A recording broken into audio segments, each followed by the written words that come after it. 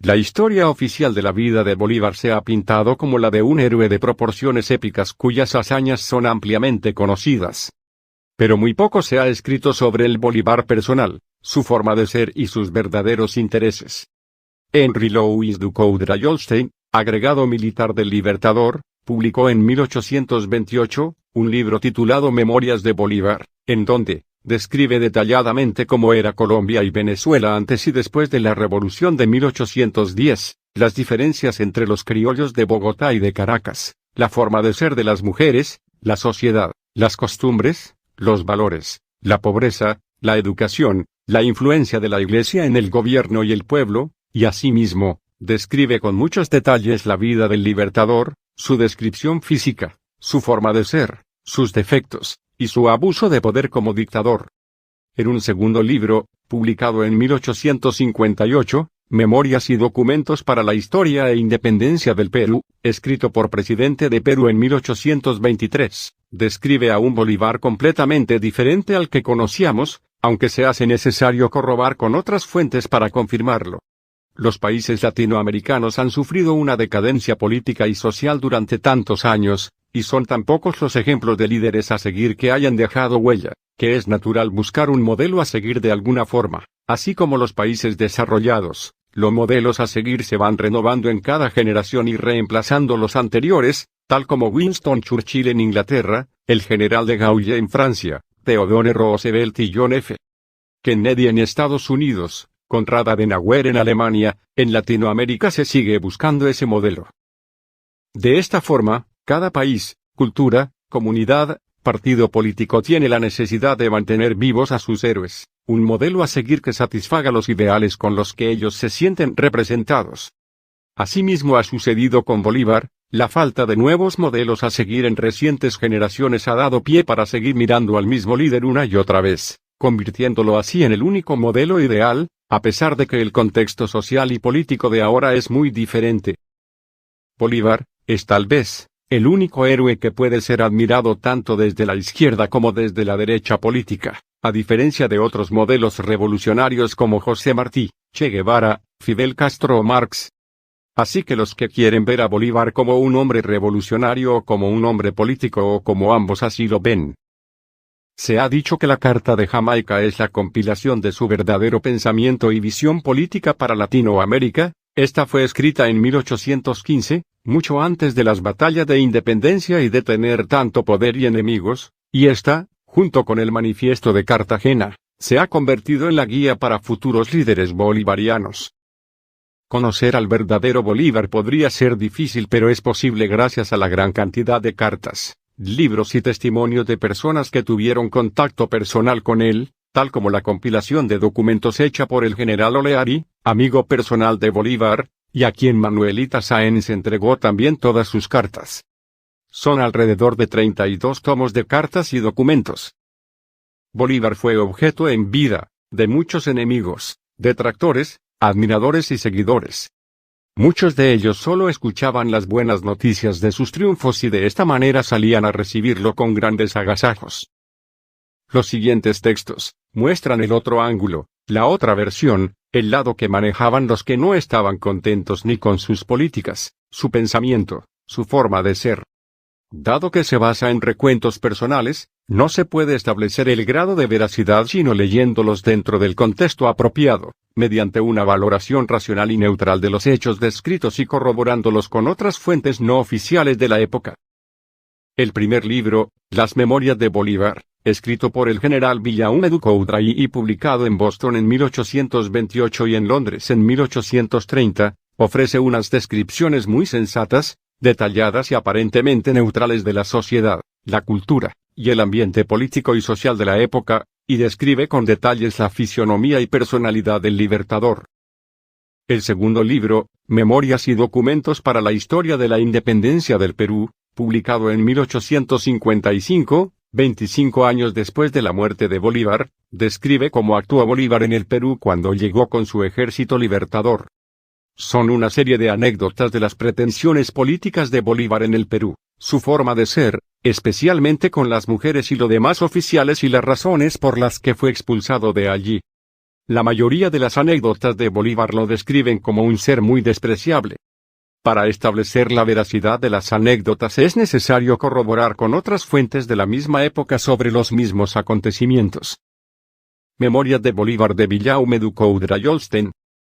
Publicado en 1830 y escrito durante 5 años, el general Villaume, edecán y confidente de Bolívar, en su libro, describe detalladamente cómo era Colombia y Venezuela antes y después de la Revolución de 1810, las diferencias entre los criollos de Bogotá y de Caracas, la forma de ser de las mujeres, la sociedad, las costumbres, los valores, la pobreza, la educación, la influencia de la Iglesia en el gobierno y el pueblo, y asimismo, describe con muchos detalles la vida del Libertador, su descripción física, su forma de ser, sus defectos, y su abuso de poder como dictador. El general Heinrich Ludwig Villaume du Coudray-Olsten nació en 1763, otros afirman que en 1772, en Alemania. Ayudó a liberar al Marqués de Lafayette en 1795. De 1793 a 1811 luchó al lado de los franceses bajo Napoleón, fue capturado en Cádiz, y su libertad fue comprada por unos mexicanos revolucionarios que lo ayudaron a salir para viajar hacia los Estados Unidos. Al parecer estuvo en México ayudando en su independencia y llegó a Cartagena en 1814 para servir como jefe del Estado Mayor en 1816. Murió en Albany, Nueva York en 1839. Se casó con la bogotana María del Carmen Gravete. Villaume en la época de Bolívar fue considerado como uno de sus detractores, y como es de esperarse, hoy en día no sale bien librado de los historiadores bolivarianos modernos. La siguiente es la descripción física y emocional de Bolívar, con quien trabajó y compartió varios meses. Villaume hace referencia también a la descripción de Bolívar del coronel Peaslee en su libro Narrativa de la expedición a los ríos Orinoco y Apure, en Suramérica. El general Bolívar, en su exterior, en su fisionomía, en todo su comportamiento, no tiene nada que se pudiera notar como característico o imponente. Sus maneras, su conversación, su comportamiento en sociedad, no tienen nada extraordinario, nada que pudiera llamar la atención de alguien que no lo conociera, al contrario, su físico está contra él. Él tiene 5 pies 4 pulgadas de alto, 1,62 m, su cara es larga, sus mejillas son huecas, su color de piel es de un moreno pálido, sus ojos son de tamaño medio, y muy hundidos en su cabeza, la cual está cubierta ligeramente con cabello, y su cuerpo entero es muy delgado. Tiene la apariencia de un hombre de 65 años. Al caminar, sus brazos están en perpetuo movimiento. No puede caminar por mucho tiempo, pues se fatiga muy pronto. A donde quiera que va, su estadía es muy corta, en contadas ocasiones algo más de media hora, y tan pronto como regresa, su hamaca está fija, en la cual él se sienta o descansa, y se balancea tal como lo acostumbran sus mismos paisanos. Bigotes grandes cubren parte de su cara, y es muy particular en ordenar a cada uno de sus oficiales que también los lleven en sus caras, diciendo que les da una apariencia marcial. Esto le da un aspecto salvaje, particularmente cuando está apasionado, sus ojos se vuelven animados, y gesticula y habla como un loco, amenaza con disparar a todo aquel con quien él está disgustado, camina rápidamente a través de su habitación, o se lanza sobre su hamaca, luego se levanta saltando de ella, ordena a la gente salir de su presencia, y frecuentemente los arresta. Cuando desea persuadir, o convencer a alguien de su propósito, él emplea las promesas más persuasivas, tomando a un hombre del brazo, y caminando y hablando con él como si fuera el más íntimo de los amigos. Tan pronto como obtiene su propósito, se vuelve frío, arrogante, y algunas veces sarcástico, pero nunca ridiculiza de frente a un hombre de alto carácter, o a un hombre valiente, sino solo en su ausencia. Esta práctica de abusar de la gente en su ausencia, es característica de los caraqueños generalmente. El siguiente texto es un extracto del libro del coronel Peaslee Narrativa de la expedición a los ríos Orinoco y Apure, en Suramérica, Londres, 1819. Yo he tenido una amplia oportunidad de examinar al general Bolívar, mientras él conversaba con el capitán Beire. De lo que escuchaba sobre él, llegué a esperar a un hombre muy diferente del que yo vi ante mí. El general Bolívar es de una apariencia promedio, aunque solo tiene 38 años, aparenta unos 50 años de edad. Él tiene alrededor de 5 pies y 6 pulgadas, 1,67 centímetros, de complexión delgada y pálida, cara alargada, marcada con todos los síntomas de ansiedad, falta de cuidado, y casi que podría agregar, depresión. También parece haber padecido un gran sufrimiento. Sus ojos oscuros, y de acuerdo a un reporte, muy brillantes, ahora tienen falta de brillo y son muy pesados, aunque yo le daría crédito por haber tenido más fuego y energía, cuando su cuerpo estaba menos desgastado. Pelo negro, ligeramente atado por detrás con un pedazo de cinta de seda, bigote grande, una pañoleta negra alrededor de su cuello, pantalón azul, botas y espuelas, completan su atuendo. Ante mis ojos él pudo haber pasado por cualquier cosa menos por lo que él es. A través de su habitación estaba suspendida una de las hamacas españolas, en la cual él ocasionalmente se sentaba y se balanceaba, mientras conversaba, y rara vez, permanecía en la misma postura por más de 2 minutos, etc. El general Bolívar ocupa muy poco tiempo en estudiando las artes militares. Él no entiende la teoría, y muy rara vez hace una pregunta, o mantiene una conversación relacionada con esto. Tampoco habla de la administración civil, a menos que caiga dentro de los asuntos del momento. Varias veces he tratado de llevar una conversación seria en estos temas, pero siempre me interrumpe diciendo sí, mon cher ami, yo lo sé, eso es muy bueno, pero a propósito, e inmediatamente cambia la conversación a un tema diferente. Su lectura, la cual es muy escasa, consiste de historia simple y algunos cuentos. No tiene una biblioteca, o colección de libros, que sea apropiado a su rango y lugar que ha ocupado por los últimos 15 años. Es muy apasionado por el sexo, y siempre tiene 2 o 3 damas, de quienes una es su amante favorita, quien lo sigue a donde quiera que él va. Bailar es una diversión de la cual también es muy apasionado. Donde quiera que se queda, 2 o 3 días en un lugar, él baila 1 o 2 veces, vistiendo sus botas y espuelas, y hace el amor a esas damas quienes suelen complacerlo por el momento. Siguiente a esta diversión, le gusta su hamaca, en donde se sienta o se recuesta, conversando o entreteniéndose con su amante favorita, u otras favoritas, algunas de las cuales he nombrado en el curso de este trabajo. Durante este tiempo, él es inaccesible a los demás. El edecán en servicio le dice a aquellos que tienen un asunto importante que tratar con él, Su Excelencia está profundamente ocupado en el momento, y no puede ver a nadie. Cuando está de mal genio, él maldice como cualquier buscapleitos, y ordena a la gente salir de su presencia de la forma más grosera y vulgar. De su forma de vida, o mejor aún, debido a su amor por el placer, muchos de los asuntos importantes los acumula, y se los deja a su secretario, tal como su decreto del 8 de marzo de 1827, modificando los impuestos de la aduana de Venezuela, el cual es atribuido a Ravenga, y el cual destruyó el comercio del país.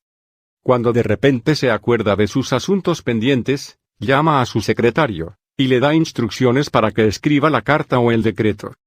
Esto hace que se acuerde de otros asuntos pendientes, y como sucede con frecuencia, en un solo día se pone a hacer a la carrera el trabajo de 15 o 20 días. De esta manera, pasa con frecuencia, que los decretos, escritos el mismo día, están en oposición directa el uno con el otro. El general Bolívar ha adoptado las tradiciones y costumbres de los españoles europeos. Él toma su siesta regularmente y se alimenta al igual que los españoles. Él va a las tertulias, da refrescos, y siempre baila el primer minueto con la dama de más alto rango de la compañía. Esta vieja costumbre española es muy practicada en toda Colombia. Considerando que el general Bolívar es el juego de las circunstancias, es difícil de analizar su personalidad. Bolívar exitoso, difiere, no solo circunstancialmente, del Bolívar en la adversidad, él es otra persona. Cuando es exitoso, él es vanidoso, arrogante, de mal corazón, violento, al mismo tiempo, la más pequeña de las circunstancias enciende la desconfianza de su autoridad, y termina arrestando y algunas veces condenando a pena capital a todo aquel de quien sospecha. Así que, en gran medida, él oculta estas fallas, por medio de la cortesía de un hombre educado en el llamado beaumonde. Estas características se manifiestan en sus ataques de ira, pero sin embargo, no se manifiestan a menos que esté seguro de tener el poder de su lado, las bayonetas a sus órdenes. Cuando él se encuentra en adversidad y sin apoyo exterior, tal como lo estuvo de 1813 a 1818, él es perfectamente libre de cualquier ira o violencia de temperamento. Usualmente se vuelve tranquilo, paciente, dócil, e incluso sumiso. Aquellos que lo han visto cambiar a través de los tiempos, estarán de acuerdo en que no he exagerado esta descripción.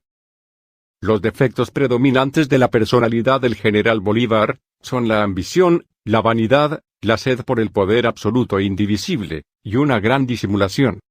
Es muy astuto, y entiende a la humanidad mucho mejor que todos sus paisanos. Él hábilmente cambia cualquier circunstancia para su propia ventaja, y no escatima ningún esfuerzo para ganarse a aquellos que él sabe le pueden ser útiles. Él es eficiente en ofrecerles pequeños servicios, los adula, les hace promesas brillantes, les hace creer que sus sugerencias son útiles e importantes, y está listo a seguir sus consejos.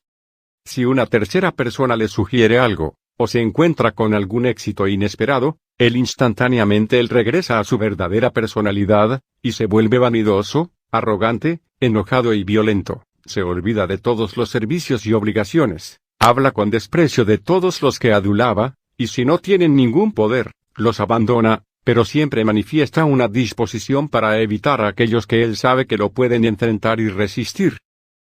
En Los Cayos, el general Bolívar y yo, vivimos bastante tiempo y fuimos muy cercanos. Un día nuestra conversación era sobre el general Mariño, y él me dijo riéndose: "Oh, yo desprecio a Mariño. Es un idiota y no es capaz de comandar ni a 4 hombres". Mariño en ese instante entró.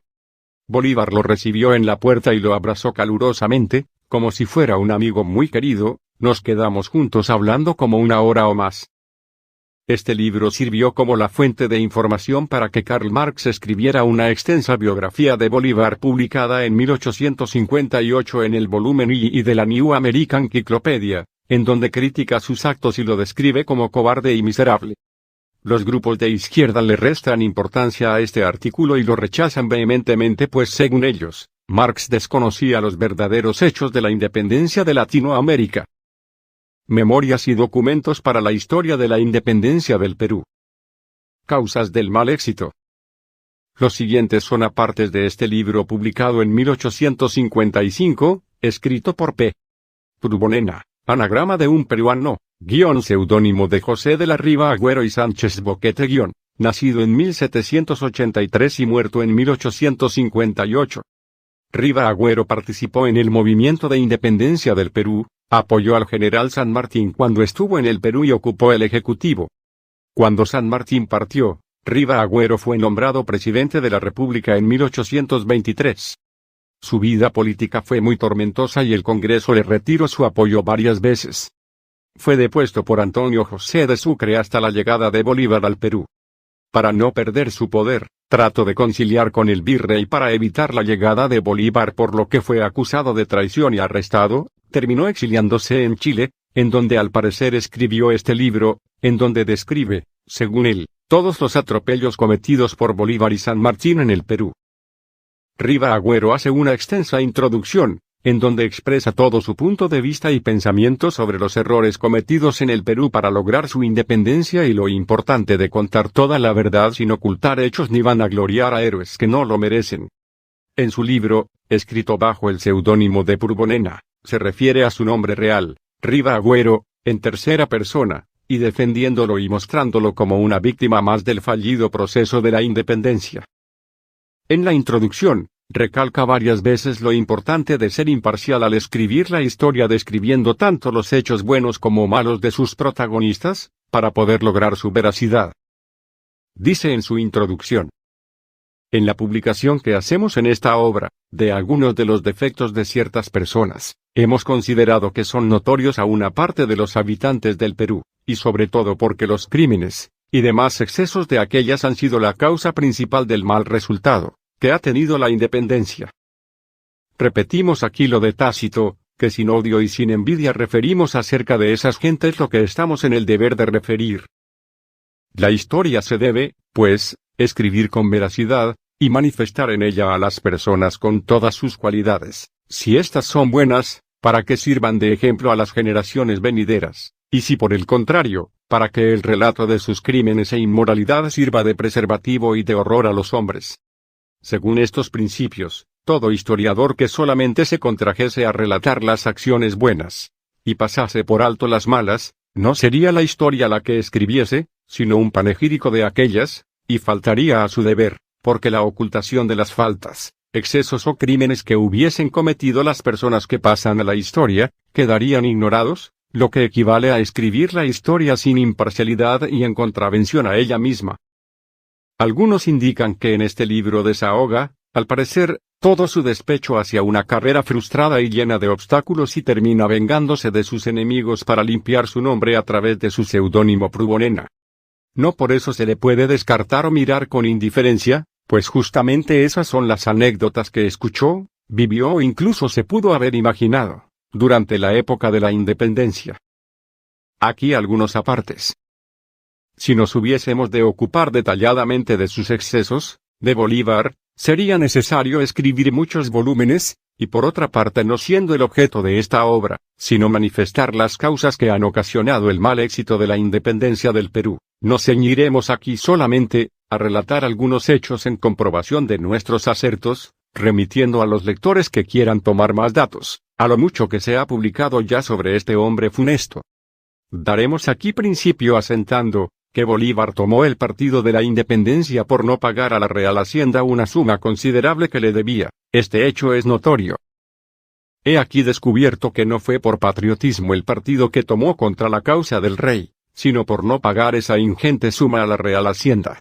Cuando Bolívar vino al Perú no trajo casi ningún equipaje y cuando salió de él, llevó multitud de carros llenos de equipaje, valiosas alhajas, vajillas de oro y plata, y multitud de cayons con oro amonedado. Esto es notorio. Bolívar dispone del tesoro público con escándalo y sin responsabilidad. Sus coquetas, sus favoritos, sus aduladores están sostenidos de las arcas nacionales, y sin embargo, no tiene que dar cuenta, ni hay quien diga que estos son robos. La generosidad de Bolívar. Muy fácil es ser pródigo de lo ajeno, sus sueldos son como el aceite con que se consagra a los reyes de Francia, que nunca se acaba. De ellos pagan pensiones, a más de las que le corresponden por la ley, y sin embargo los recibe íntegros donde quiera que está. Frecuentemente cuando Bolívar llegaba a una población del Perú, pedía al gobernador de ella, que le llevase una mujer. Asombrado uno de estos de tal mandato, procuró evadirse de cumplirlo, pero Bolívar insistió en ello, y al fin se vio el gobernador obligado a obedecerlo.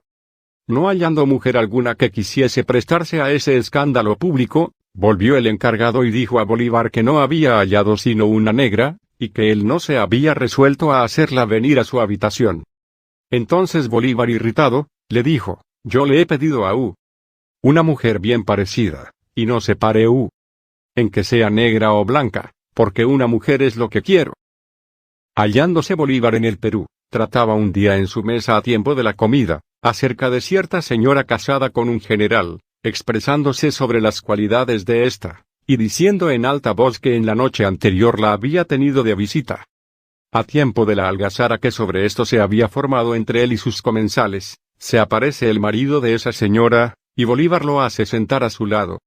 A poco rato dijo en voz alta que había llegado en buena hora, porque tenía que mandar a su esposa un collar de perlas que en la noche anterior se le había quedado en su cama. Todos los circunstantes se miraban a la cara y reían. Considérese por esto cuál quedaría de abochornado el marido. Él tartamudeó algunas palabras, tomó el collar y se despidió inmediatamente. Este miserable tuvo que resignarse y callar, tal era el terror que todos tenían a Bolívar.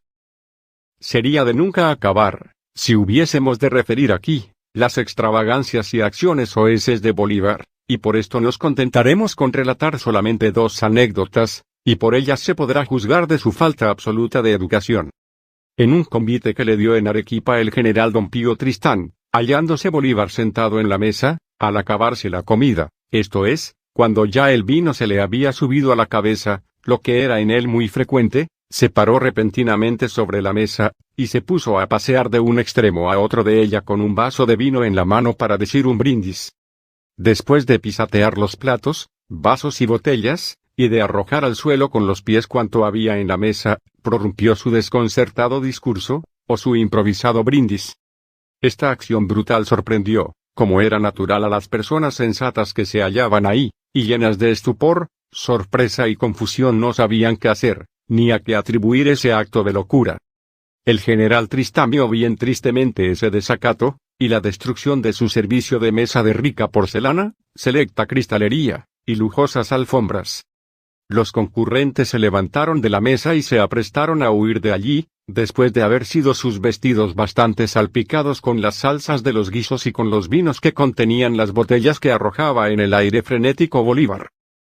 Hoy en día, el avance de los medios de comunicación y el Internet han permitido investigar y difundir mejor las acciones de los líderes mundiales o personajes públicos, y a pesar de eso muchas veces tenemos un concepto equivocado de ellos gracias a su perfecto y costoso cuidado de imagen, hasta que terminan en algún tipo de escándalo que es difícil de sobrellevar privadamente, y cuando logran ocultar su vida privada, muchos años después de morir, sus defectos y errores salen a la luz pública a través de testimonios de personas con las que tuvieron algún contacto personal. Es así que a un héroe que se le tiene en un grado tan alto de admiración, cualquier comentario que pudiera estar en contra de su imagen pública, podría considerarse como una calumnia. Es como si alguien tratara de hablar mal del mejor y más leal amigo de uno. No es de extrañar pues, que en aquella época, con el poder y fama que tenía Bolívar, cualquiera que se atrevía a contradecirlo o criticarlo, se convertía inmediatamente en su enemigo. Lo único que existe para conocer al verdadero Bolívar es, claro está, a través de sus cartas y hechos, y fuentes de la época adicionales, pero no se puede limitar a las versiones oficiales únicamente que son las que hemos conocido y tampoco se pueden desconocer los testimonios de aquellos que pudieron haber sido llamados contradictores pues ellos tuvieron la oportunidad de conocerlo personalmente.